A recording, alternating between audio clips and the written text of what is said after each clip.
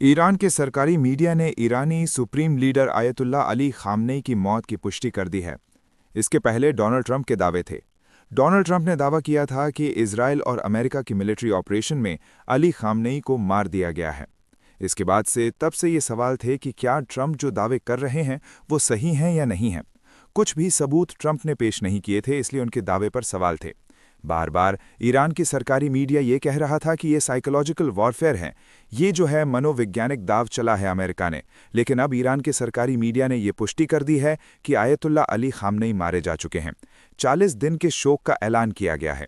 इसके पहले Donald Trump ने ट्रूथ सोशल पर एक पोस्ट किया था, लंबा चौड़ा पोस्ट, और उसमें उन्होंने बताया था कि अमेरिका और इजराइल के मिलिट्री ऑपरेशन में खामनेई की मौत हुई है। जो उनके जो प्रिसीजन था, उनके यहाँ जो इंटेलिजेंस था, उसको जो है उससे बचने में खामनेई नाकामयाब रहे। ट्रंप ने यह भी दावा किया था कि ईरान के जो सुरक्षा बल हैं, ईरान के जो सैनिक हैं, वो सरेंडर करने को तैयार हैं और वो अमेरिका के साथ आने को तैयार हैं। वो सरेंडर करना चाहते हैं क्योंकि वो अपनी जान बचाना चाहते हैं और हम उनकी जान बख्श देंगे अगर वो सरेंडर करते हैं।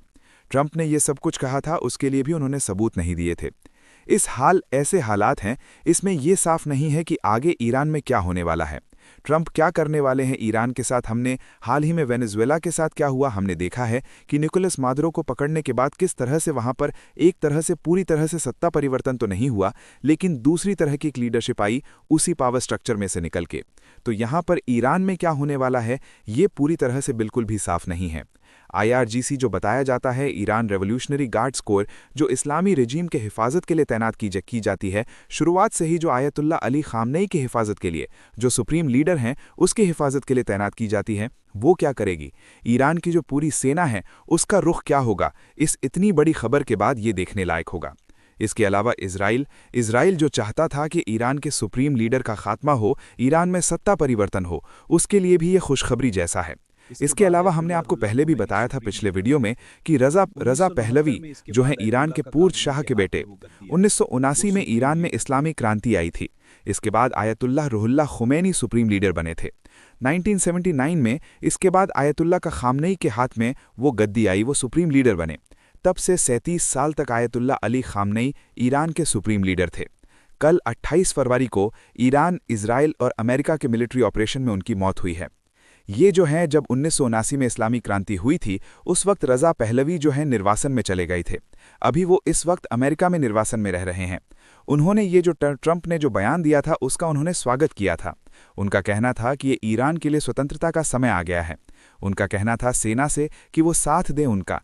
तो ऐसे में ये देखने लायक होगा कि ईरान में अगला जो है सुप्रीम लीडर या फिर जो पूरा जो पावर स्ट्रक्चर है वो किस तरफ घूमता है।